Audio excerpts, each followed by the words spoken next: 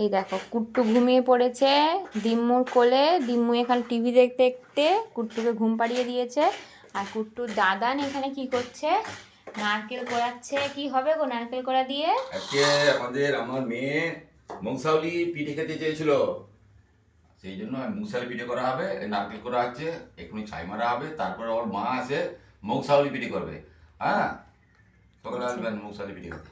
একদম।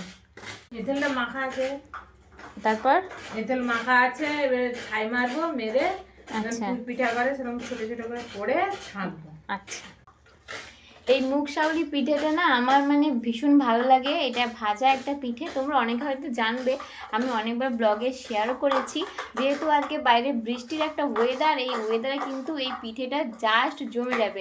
আর পিঠে পিঠে এইসব জিনিসগুলো না এই বৃষ্টির ওয়েদারে বেশি ভালো লাগে। তারপর যদি হয় শীতকাল, তাহলে তো আর কোনো কথাই নেই, তাই না? তো